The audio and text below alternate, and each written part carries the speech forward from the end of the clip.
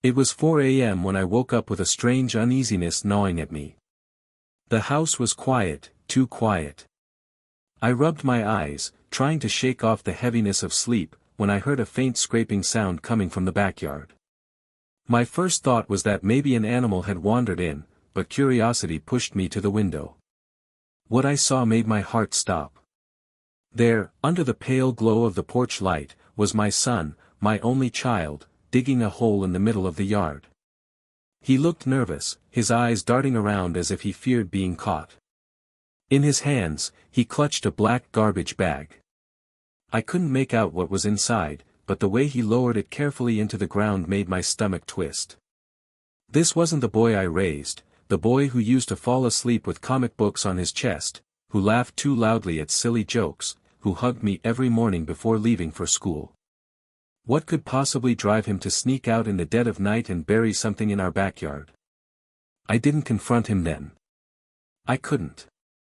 I just stood frozen, watching him cover the hole again, patting down the soil with trembling hands before rushing back inside. When I heard his bedroom door click shut, my curiosity and fear exploded inside me like a storm. I slipped on my slippers, grabbed a flashlight, and tiptoed outside. My hands shook as I dug at the freshly turned soil. The dirt was loose, and within minutes I hit something solid. My breath caught when I pulled up the bag. With trembling hands, I unknotted the top and looked inside. What I found nearly knocked the air out of my lungs. Inside was a small wooden box filled with thick bundles of cash, sparkling jewelry, and envelopes with names written across them. One envelope had my name.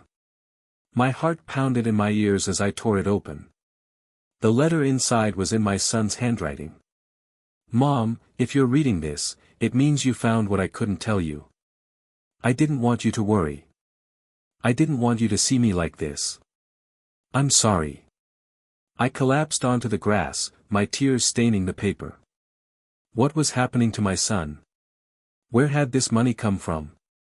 And why on earth was he hiding it from me? The following day, I confronted him.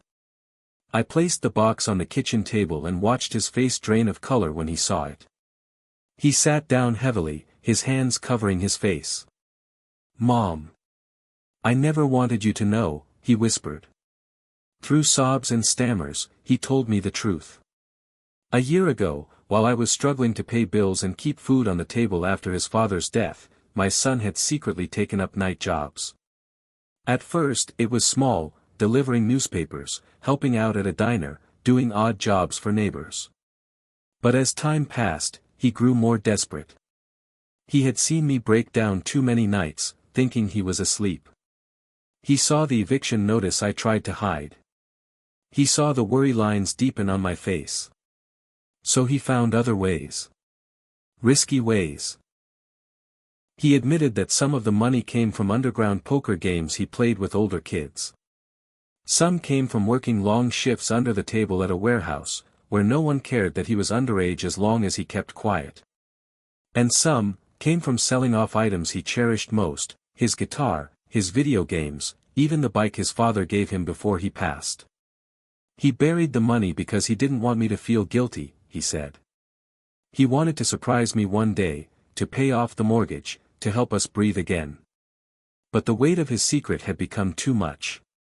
My heart shattered and swelled all at once. I was furious at the risks he had taken, terrified of the path he had chosen, but I was also deeply touched by the love that had driven him to such extremes. He had been carrying the burden of a grown man while still just a boy. We cried together that morning, the kind of tears that come from pain and love all tangled together. I told him I didn't care about the money. I just wanted my son safe. I reminded him that family wasn't about carrying burdens alone, it was about sharing them, no matter how heavy. From that day on, things changed. I got a second job, but more importantly, I started being honest with him about my struggles, instead of trying to shield him. He, in turn, promised never to hide something so heavy from me again. We worked together, slowly but surely, to rebuild not just our finances, but our trust.